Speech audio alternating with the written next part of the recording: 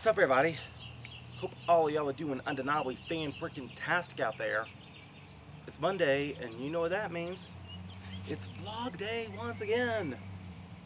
Now folks, this week has been crazy for me. It's been time-consuming, and on one hand, this month has been going slow because I have been ready to try and produce my regular content. But on another hand, this month rather, has been going super duper fast because I know I'm running out of time, and I barely put a dent into my documentary. I barely put a dent into my documentary project. Because, folks, on one hand, yeah, I got my own issues going on trying to get this thing filmed because, like, a majority of it, yes, it is filmed already. But, keep in mind, with the way my TISM works, on certain circumstances, if I don't have anything written down, then it's going to be hard for me to talk on the spot just to the camera as is by just from mind to mouth to out to the camera. Like that whole process, it doesn't exactly run as smoothly as it's supposed to. So, of course, I had to naturally write down my biography first. I had to type out a rough draft of my biography first, and even then, there was still a lot of stuff I missed out on. So even though I read everything off the paper to the camera, there was still a lot of stuff I had to go back and like just stitch all the details together. So there's that. And I can already tell you right now that this documentary, this biography thing, it's looking like it's going to already be over an hour long. Because I separated this thing into phases based on how many pages I was reading off of. So let's see here, roughly I had 21 pages, which means, let's say, each phase has about 5 pages for each one. One might have six pages being read off of, because I know I got the outro, I gotta do the intro, everything like that. So I am dividing this project into 4 different phases before I bring all the phases together as one into one project. So this is a big jumbled up mess, but I am trying my best to get it organized. Just like SSP, that's been a big unorganized mess for the past 10 years anyway. I mean, heck, besides the documentary, I still got to get the decade special in order, I still got to get the anniversary special in order, and heck, I can't forget I am going live on the 31st. How could I forget that? So yeah, a lot of stuff has been going on, and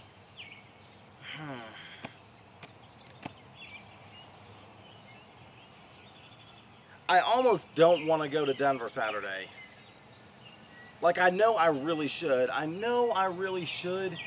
but back in April I couldn't go because I had the Barabbas, yeah.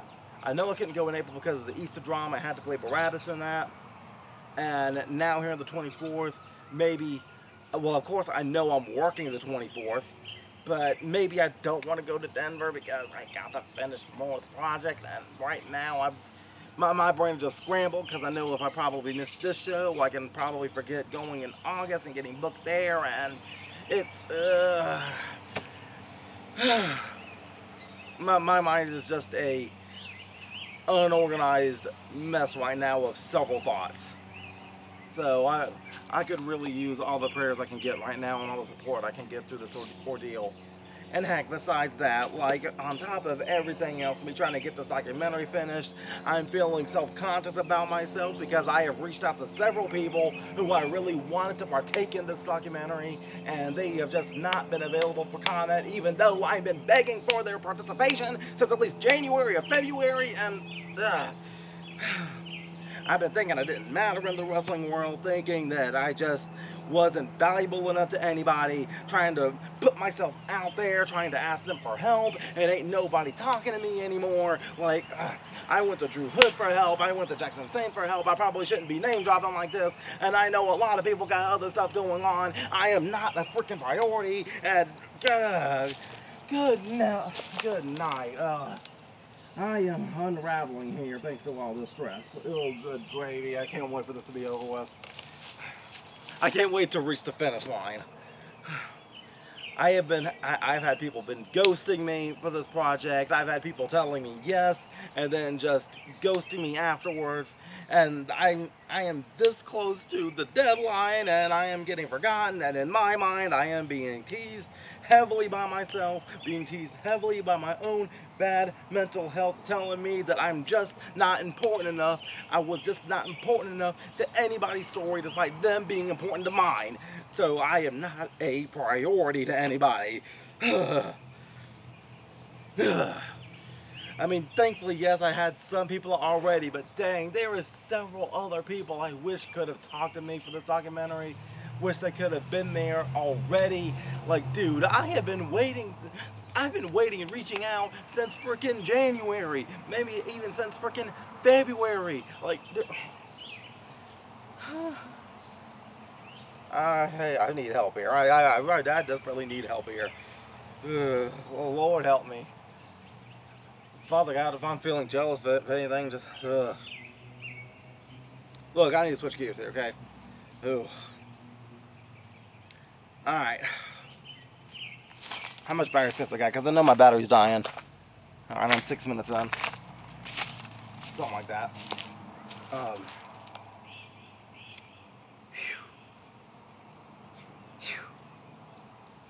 Alright. Now, anyway, I'm taking a deep breath. I don't have anything written down for this, but I know I should have. Alright. I want to go ahead and give my spoiler review for Thunderbolts. Because, yeah. That movie definitely did speak to me, like I said last week. Alright.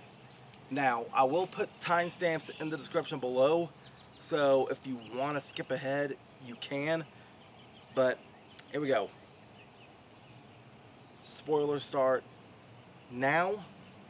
In 3, 2, 1, go.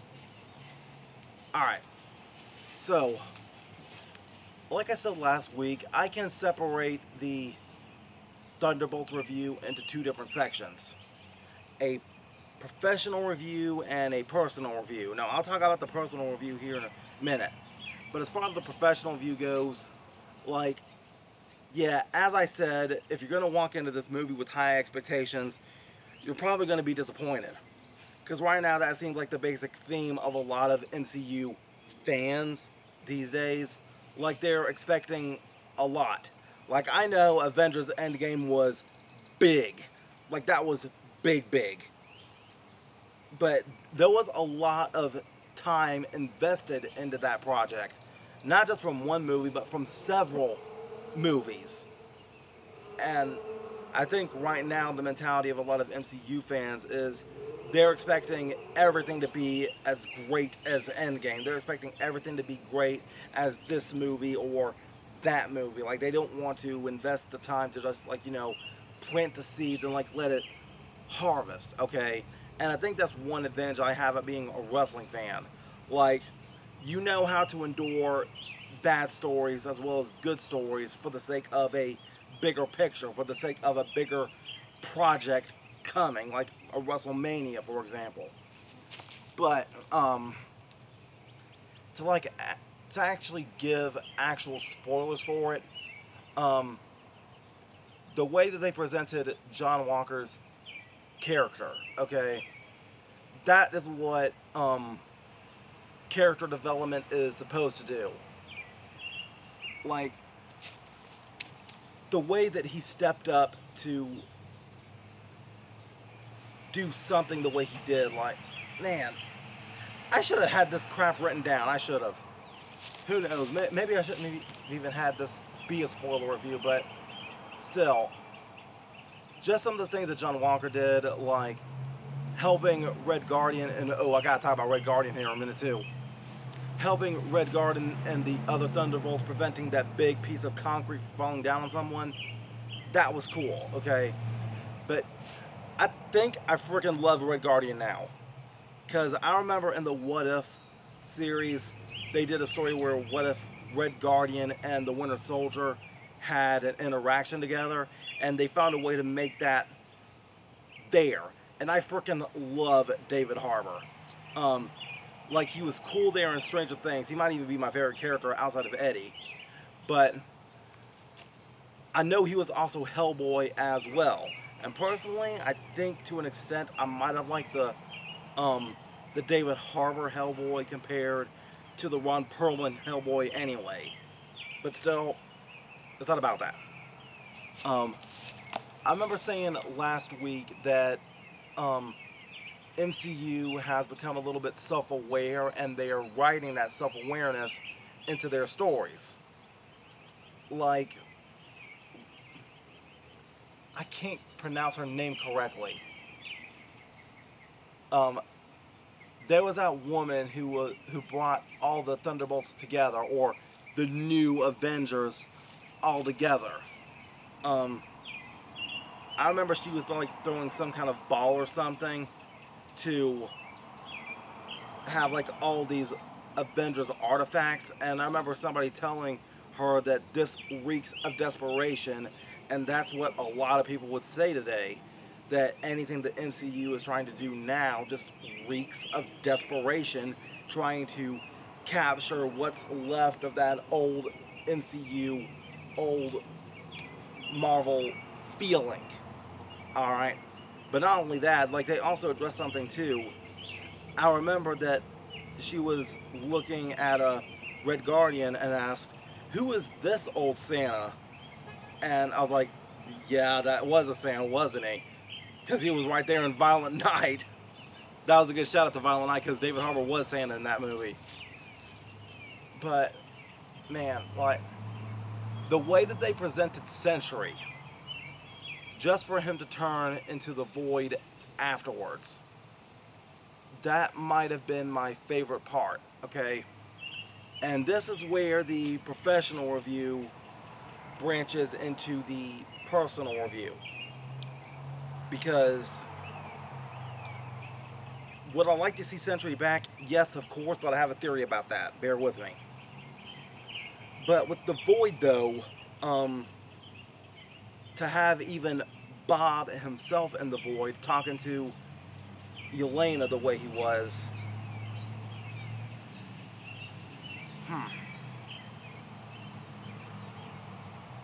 that part spoke to me, because I was trying my best not to cry watching that. Just what the Void was saying to Bob, saying, "You don't matter," or "You're a nobody."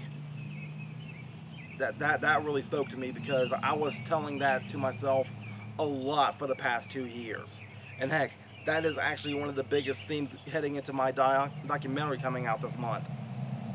But at the very end, where Bob tried to fight the Void, I mean, yes, it helped that his friends was there. Well, his friends was there to help him out and support him at the very end. Yeah, that was cool, but Bob was still fighting the Void, and even at the time, I knew that was a bad idea. The reason I knew that was a bad idea was because I wanted Bob to do something, and he didn't get a chance to do it. And the reason that is because at the very end, Bob said that he couldn't turn into Sentry without turning back into the Void.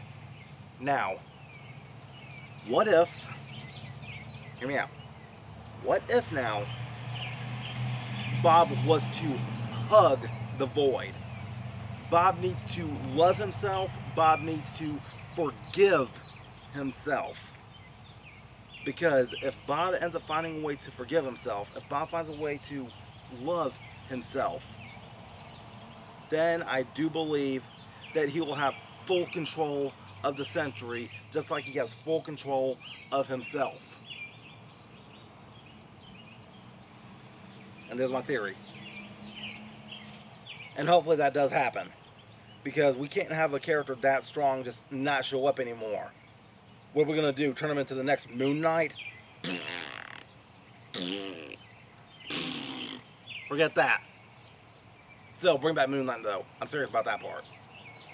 But yeah, again, I gotta give this Thunderbolts movie a solid 9 out of 10. It's gotta be a 9 out of 10. And the only reason I say 9 out of 10 is because we could have seen a lot more from Sentry besides just one fight. We've seen the Void longer than we've seen the Sentry. So, no telling where they're going to go from here. Alright, and spoiler review ends in 3, 2, 1. Alright. Shout out to Queen Enterprises though. I'm supposed to be seeing her this coming Saturday. And again, like I said earlier before the Thunderbolts review, I don't even know if I want to go to Denver this Saturday or not. Right now, everything is up in the air. I just got to see how much I can edit this week. But, yeah, besides that, like, folks, as I was getting everything prepared for the documentary and looking back on SSP footage, something came to my attention. And I really hope I'm not getting in trouble for just talking about this. For the real family involved, I really hope it's okay for me to talk about this. Because it's already technically been featured here on SSP before. Only the people have been. Alright. And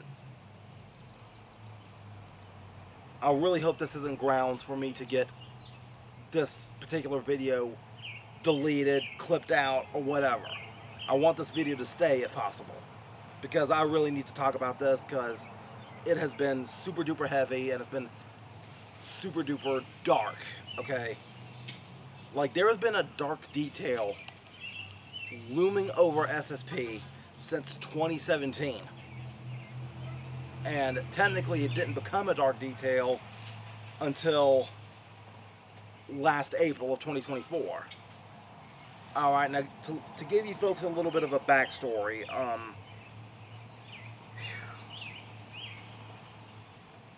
since I was 16, heck, even since I was 15, I did have a lot of neighbors that's been familiar with me.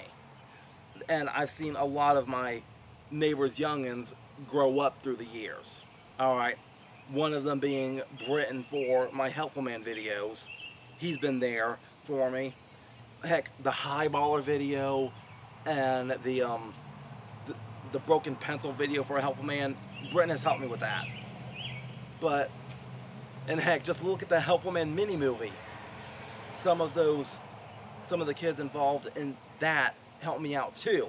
Like, I've known Joey, who was actually Britain's brother. I've known Joey since I was 16, and he played the younger me for that project.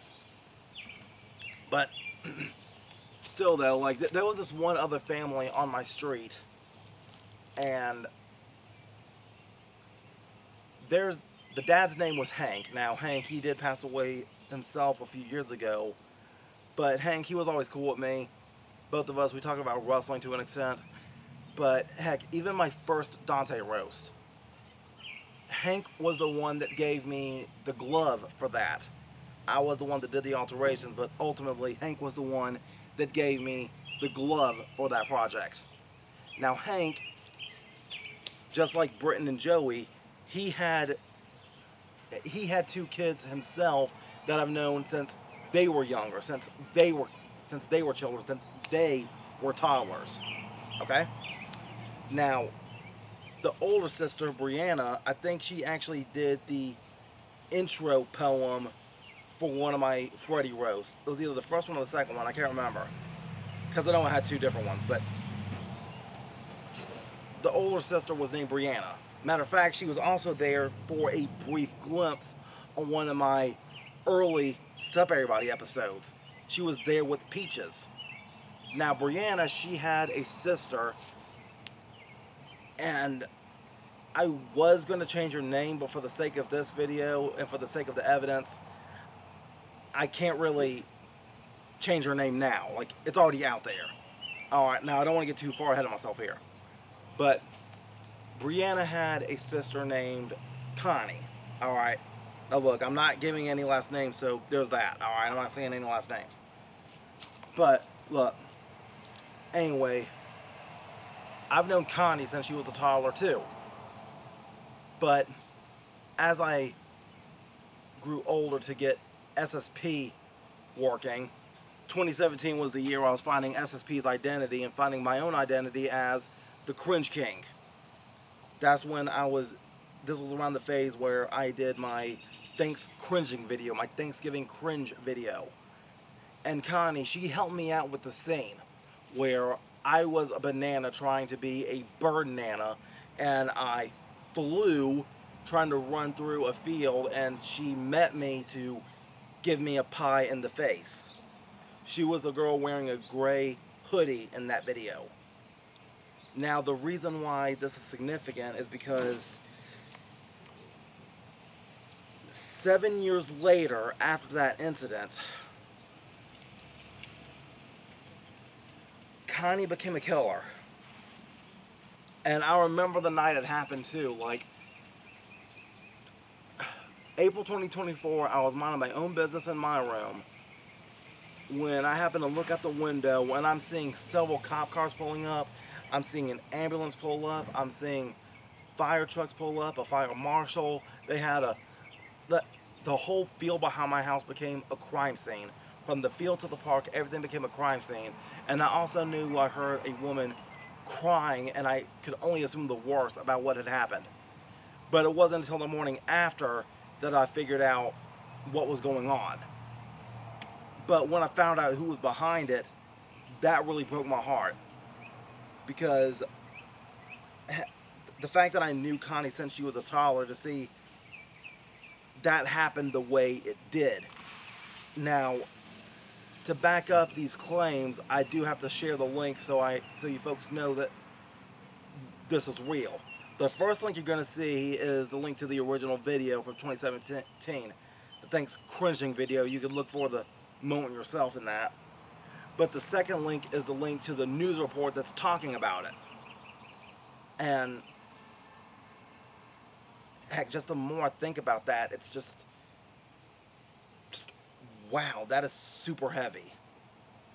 But look, my prayers go out to the family and everybody involved in the situation. And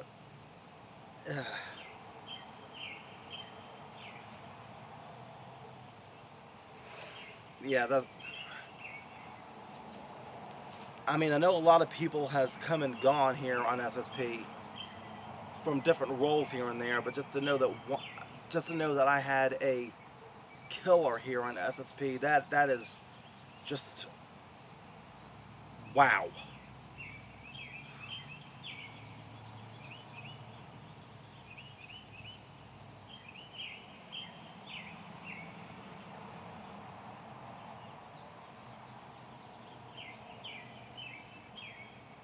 Man. Alright, well look, folks, I gotta go and wrap this vlog on up. Yeah, thank you all for tuning in. I greatly appreciate it. Y'all just give me prayers because I'm going through a mental quagmire myself right now, and just a lot's been going on. And yeah, until next time, make sure all of you remember to be outrageously optimistic year round. Booyah. I'm out. Love you all. And here comes my hug of appreciation. Bye. Oh wait, one more thing. It was suggested that I edit her out of the video entirely, but in my defense, I just can't do that. Because what's done is done, it can't be undone. I can't just kick her out of the video yet. I can't. No, I can't kick her out of the video at all. Like seriously, she was only there for like a split. She wasn't even there longer than 10 freaking seconds. But yeah, alright. Now, here comes my hug of appreciation. Bye.